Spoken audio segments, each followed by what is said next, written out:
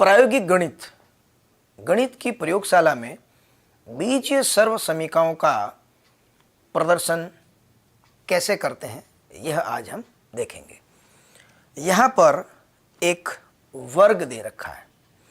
यदि मैं इस वर्ग को इस तरह से कुछ भागों में बांटूं और उन भागों की लंबाई क्रमशः a और b, इससे यह भी जो माप लिया है यह भी b है, तो यह जो वर्ग बना है इसकी पूरी एक भुजा ये हो गई आपके पास a प्लस b दोनों का योग।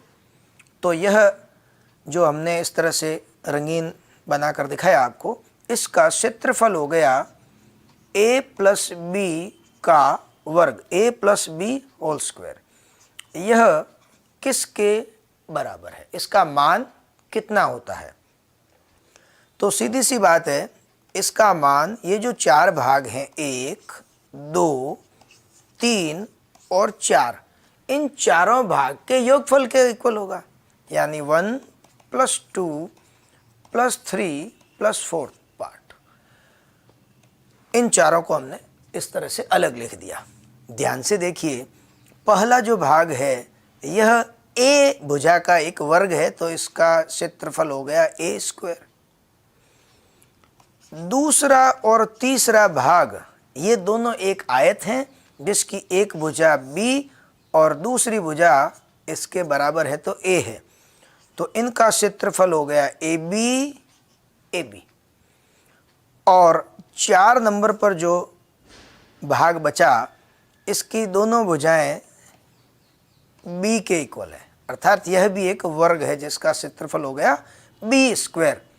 तो इन चारों भाग को क्या लिखेंगे, a स्क्वायर प्लस ये भी ab और ये भी ab, 2ab plus 4th part b square. तो इस तरह से हमने एक वर्ग के माध्यम से a plus b whole square equal to a square plus 2ab plus b square सीखा। अब इसी चित्र के माध्यम से हम कुछ और सीखेंगे।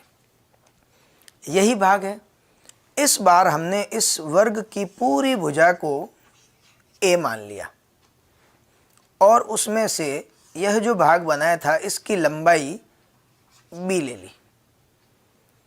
तो आप समझ गए होंगे इस भाग का माप कितना होगा, a, क्योंकि पूरा a था तो ये हो गया a माइनस b, इस भाग का माप हो गया a माइनस b।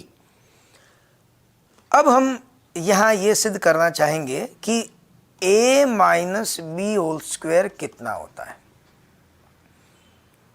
तो साहब, यह पूरा जो वर्ग बन रहा है a स्क्वायर, उसमें से क्या क्या भाग हम माइनस करेंगे, तो ध्यान कीजिए 1, 2 और 3। अगर इन तीनों को माइनस कर लें पूरे a वर्ग में से, तो पीछे यह भाग बच जाएगा, a square minus 1 minus 2 minus 3। तो साहब हम इनको माइनस करते हैं। पूरा भाग था a स्क्वायर, उसमें से ये दो आयत 1 और 2, ये जो दोनों आयत हैं इनके माप एक बार देख लेते हैं। इसकी एक भुजा है b और दूसरी भुजा यहाँ से देखिए इसी के बराबर है a माइनस b, यानी ये जो दोनों आयत हैं इनके क्षेत्रफल, जैसे मैं इसकी बात करूँ 2 नंबर की, b a माइनस b, लंबाई इंटू चौड़ाई, ये इन दोनों आयत का क्षेत्रफल है। चूंकि यह 2 बार आया है तो दुगना हो गया -2 a minus b into b, ये वाला। और साथ में बात करेंगे इस अंतिम भाग की, तीसरे भाग की, तो यह एक वर्ग था b का माइनस b स्क्वायर। इसे सरल करते हैं, a स्क्वायर, इसे गुणा कीजिए अंदर, माइनस 2ab, ये minus minus plus 2b square minus b square, इसे सरल करेंगे तो आ गया a square minus 2ab plus b square. अर्थात हमने उसी मॉडल से जिससे a plus B whole square सिद्ध किया था, a minus B whole square का भी मान ज्ञात कर लिया।